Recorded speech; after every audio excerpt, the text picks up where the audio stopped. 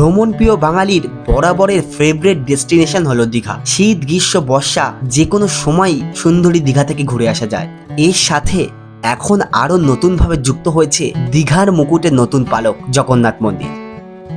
দীঘাতে ঘুরে বেড়ানোর কিন্তু বহু জায়গা আছে, তবে আজকের ভিডিওতে আমি আপনাদের বলবো না আপনারা 2 আর 3 দিনের দীঘা ভ্রমণ কিভাবে করবেন, দীঘাতে কোথায় কোথায় ঘুরবেন বা দীঘা কিভাবে এনজয় করবেন। আমার আজকের ভিডিওর টপিক হলো আপনারা একদিনের অফিস ছুটি করে কিভাবে দীঘা থেকে এসে সুন্দরভাবে ঘুরে উপভোগ করে যেতে পারেন, তারই একটি সংক্ষিপ্ত ভিডিও।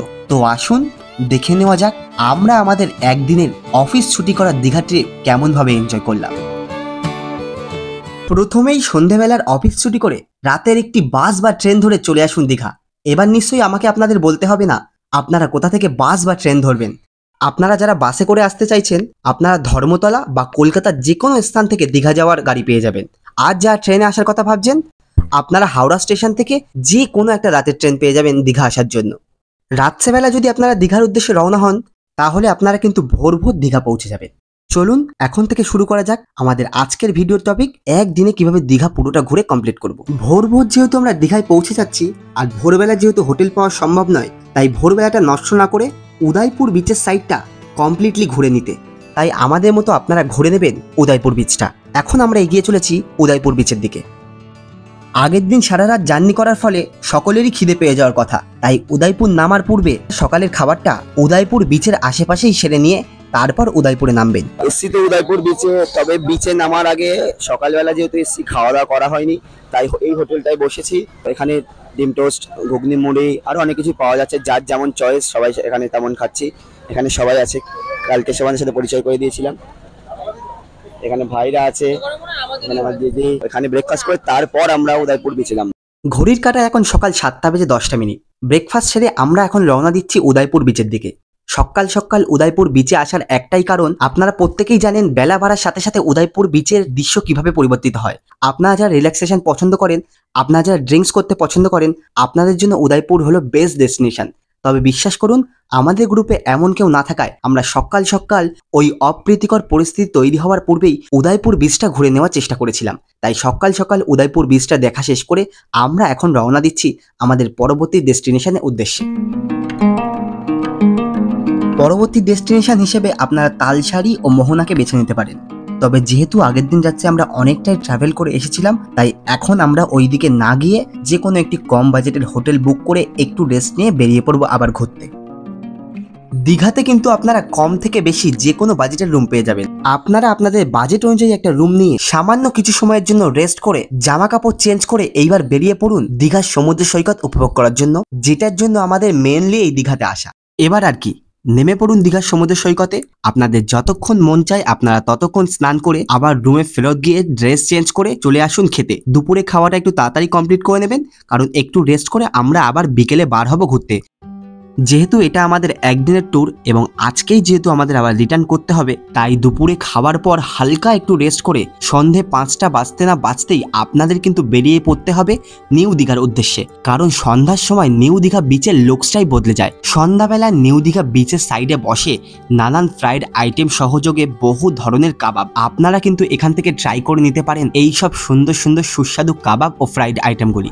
এখন আমরা বসে আছি নিউ দীঘা বিচের একদম সামনে, আর এখানে আমরা ট্রাই করছি আমুদি মাছ ভাজার সামনের এই দোকানটি থেকে। আসুন আমার বন্ধুর থেকে জেনে নিই ওর কেমন লাগলো। কেমন ছিল রে এটা? দারুণ দারুণ। তো সত্যিই মাছ ভাজাটা খুবই ভালো লেগেছে। এখানে বসে একটু সময় কাটাই। নিউ দীঘার পাড়ে তো আসর জমিয়েছি আমরা সন্ধ্যেবেলা এখানে সকলে মিলে।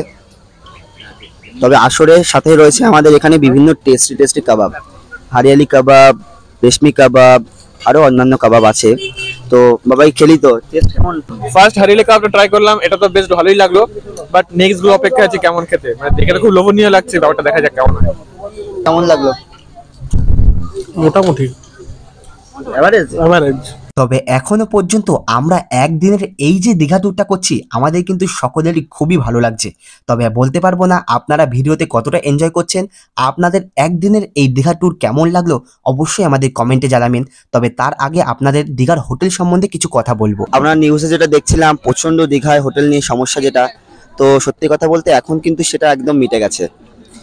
আমরা এখন আজকে যেসব হোটেল ফোন করেছিলাম 5,000 টাকা বলছিল পার ডে, আজকে এখানে এসে সেসব হোটেলেই খোঁজ নিলাম, আবার দেখলাম 1500 টাকার মধ্যে এসি রুম, সিঙ্গেল বেডরুম হয়ে যাচ্ছে। তো সেক্ষেত্রে আপনাদের যেটা ভয় ছিল দীঘাতে প্রচণ্ড একটা বাজে সিচুয়েশনে তৈরি হচ্ছে, সেটা কিন্তু এখন আর নেই। আপনারা নির্ভয়ে আসতে পারেন, নির্ভয়ে ফ্যামিলি নিয়ে ঘুরতে পারেন আপনাদের প্রাণের দীঘা কেন্দ্রে।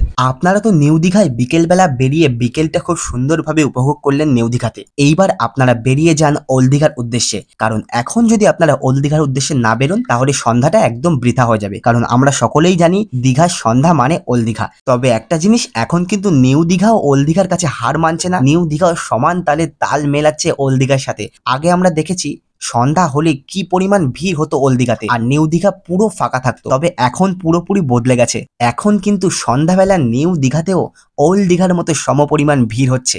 তাই বিকেল থেকে সন্ধ্যাটা নিউ দীঘায় কাটালেন, এবার চুপচাপ অটো ধরে বেরিয়ে যান ওল্ড দীঘার উদ্দেশ্যে। ও আর একটা কথা আপনাদের বলে দিই, নিউ দীঘাতে কিন্তু এখন প্রচুর পরিমাণে অটো ও টোটো স্ক্যাম চলছে, আপনারা এগুলো থেকে একটু বিরত থাকবেন। আমাদের নিউ দীঘা থেকে ওল্ড দীঘাতে আসতে টোটো ভাড়া পড়েছিল 30 টাকা মাথা পিছু। তবে আরেকটা জিনিস, আপনারা যারা 2 জন বা 3 জন আছেন আপনাদের ক্ষেত্রেও একটি টোটো বুক করে যেতে হবে, নইলে কিন্তু ওনারা আপনাদের নেবেন না। উঠে পড়লাম এখন টোটোতে। ওল্ড দীঘা যাওয়ার পথে রাস্তায় আমাদের পড়বে সেই নবনির্মিত জগন্নাথ দেবের মন্দির। আসুন আপনাদের একটু দেখাই।